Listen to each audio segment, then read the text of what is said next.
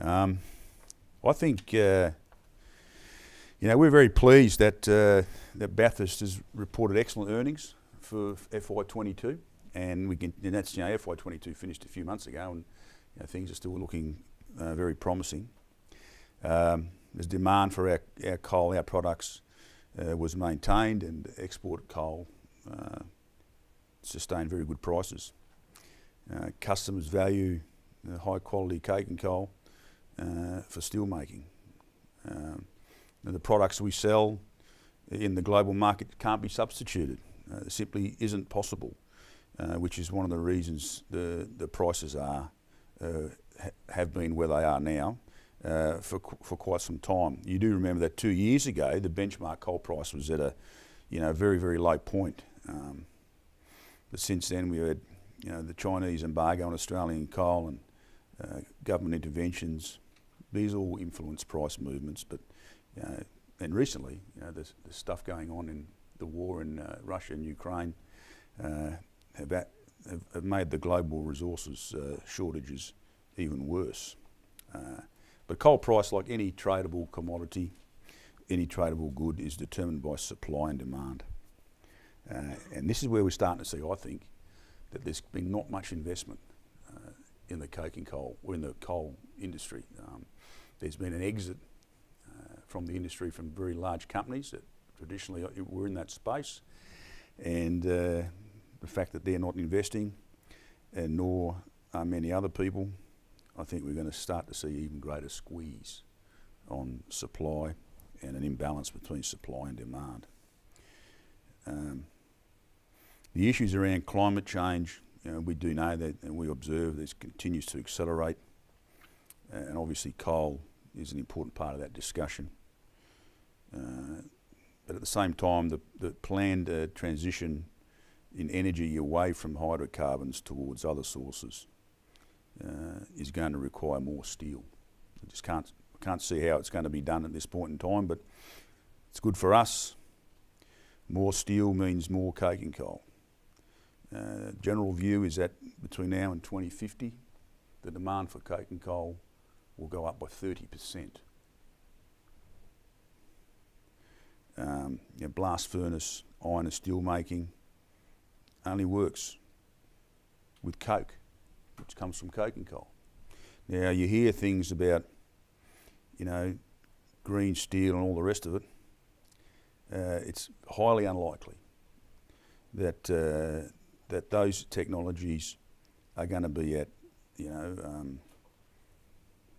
economic scale within the next 25 years. It might work in a laboratory, but even the International Energy Agency say that by 2050, the amount of steel produced from green hydrogen will be around 10%. But even every other forecast that I've seen, they've always grossly exaggerated those things.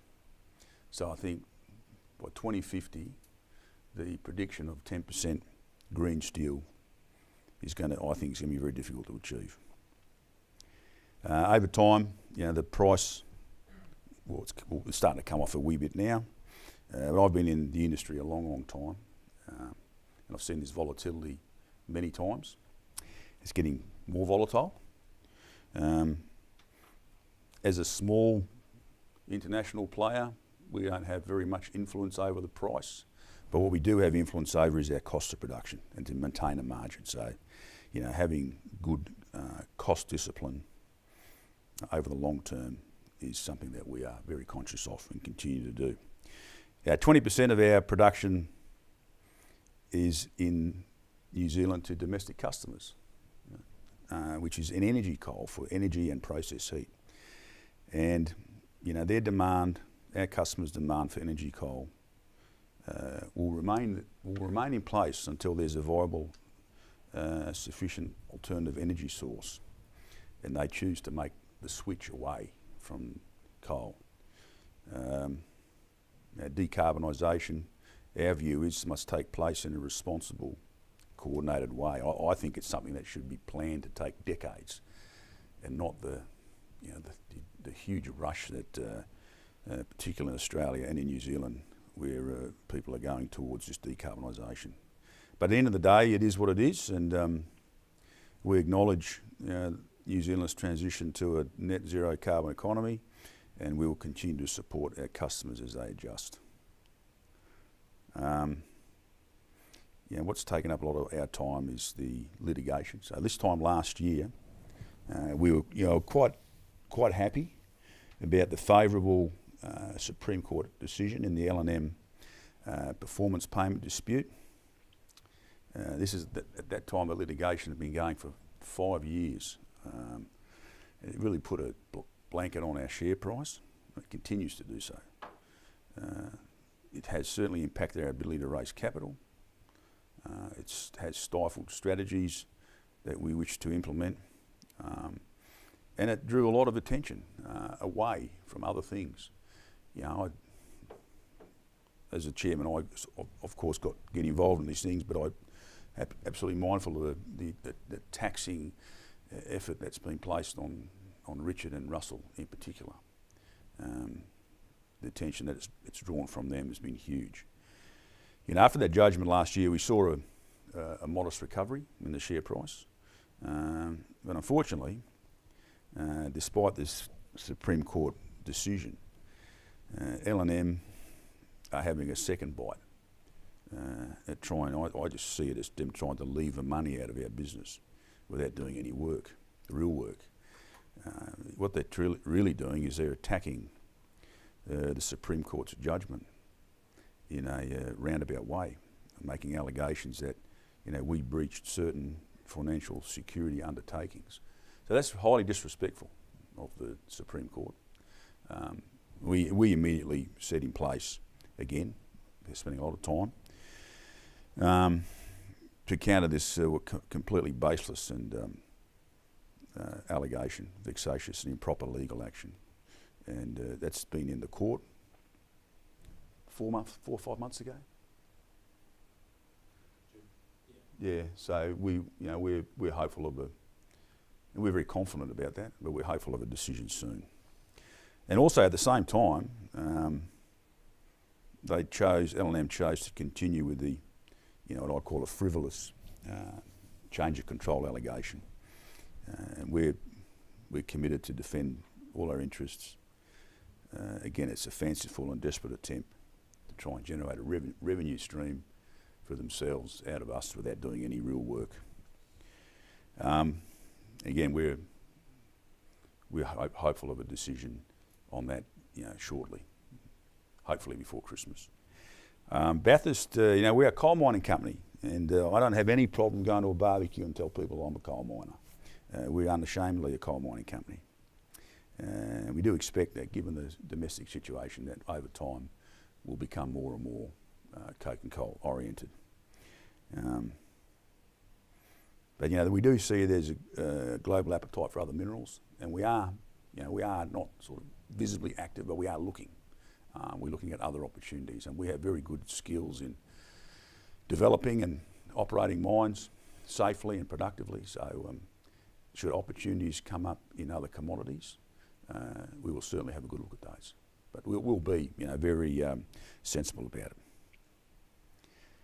So the priorities for us, from my perspective, for the next year will be obviously having to defend ourselves against these litigations, continue to strengthen our risk management frameworks, improving our capital structure, including the ability to pay dividends, and as I said, assessing additional investment opportunities. Before I wrap this part up, I want to say thank you to Richard and Russell and Francois, the senior management team who are mostly in the room today, and the entire workforce for their significant efforts. And Richard will talk a bit about some of the operational highlights and the very pleasing improvements we continue to make in the health and safety space and the environmental space. I thank our joint venture partners and our many shareholders for your ongoing support. Your input and support has been significant, important and much appreciated. So we now proceed to the formal part of the meeting to consider the resolutions. There's 6 of them. And at the conclusion of that, Richard will give a more detailed update on the company's operations and progress generally.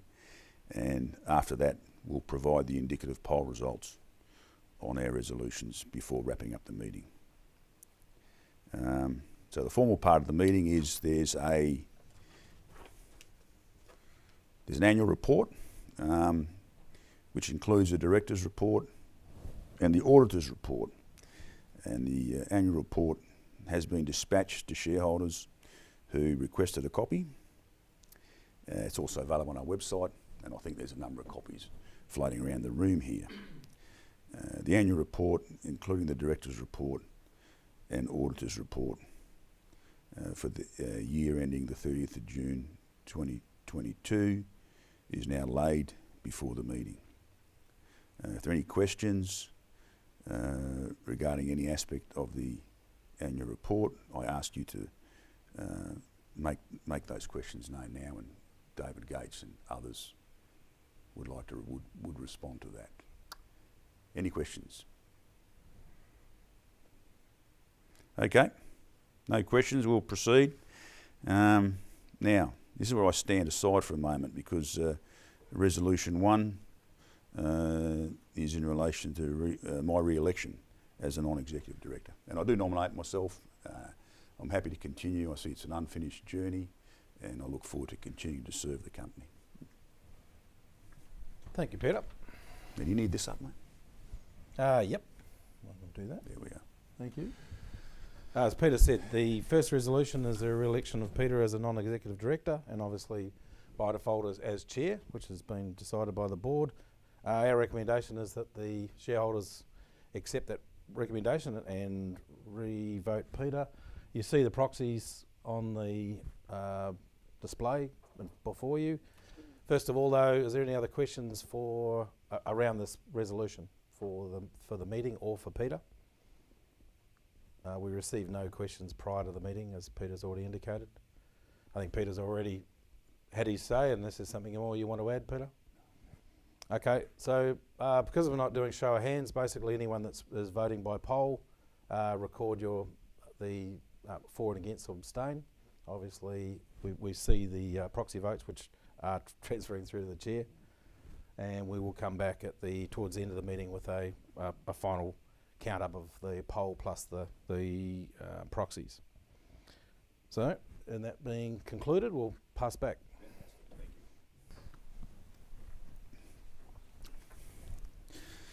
So I think we move to resolution number 2. And this is the appointment and remuneration of our auditors. This order of business is a standing item and allows the board to appoint and remunerate KPMG. We haven't received any questions from shareholders in advance of this resolution. Any questions received during the meeting, and we answer them now, we'll disclose them on our website later today. So are there any other questions about this particular resolution? Votes, summary proxy votes as shown. No questions, thank you. We might go to the next one. Resolution 3 is performance rights to CEO Richard Takon.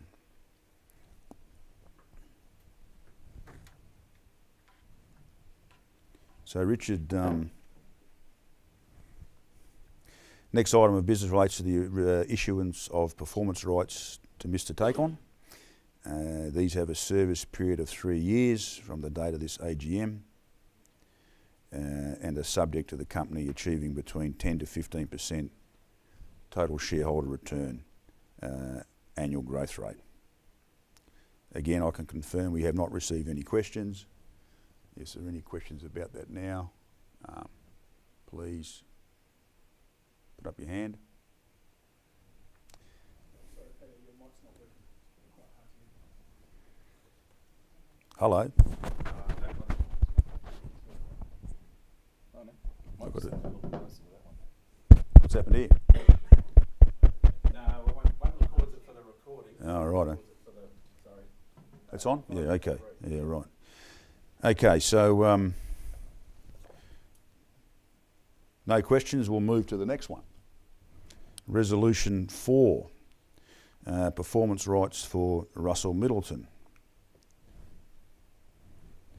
So again, this is a matter that relates to the issue of performance rights to Finance Director Mr Middleton.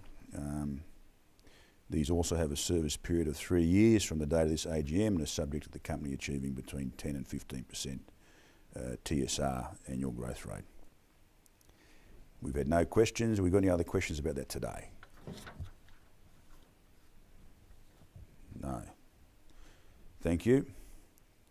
This is where I stand aside again. This next one is in relation to Resolution 5, service rights for the Chairman.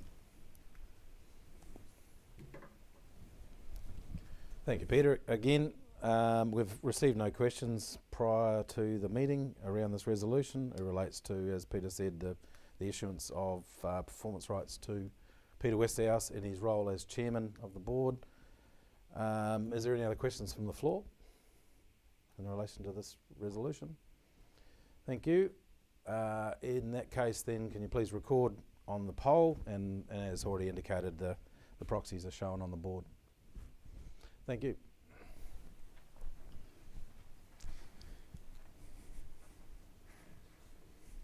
Okay, the last one, Resolution 6, which is approval of 10% placement capacity increase.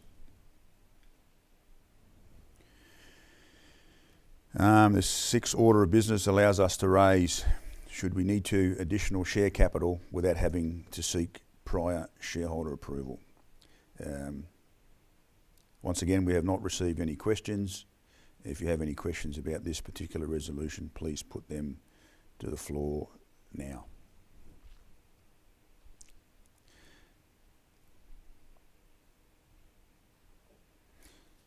So as I said before, and as Richard said, if you haven't voted for this business, please do so now by filling out the poll form. So look, really, that's the end of it. That completes the formal business of the meeting. Before I hand over to Richard to give a presentation on the lay of the land in the company, is there any other questions about any of this stuff? No? Just, one thing of clarity, what we'll do now is Jared will just grab the poll box, and so anyone that has voted by poll during the meeting, that'll be collected. Jared will count that up and then compile the final vote so that towards the end of the meeting we will have a indication of the votes passed or non-passed. I don't imagine there's more than 49 million shares in the room, from my knowledge, voting against it, but we can indicate it. Okay, well that's good. I'll hand over to Richard. Thank you. Well, thanks very much, everyone.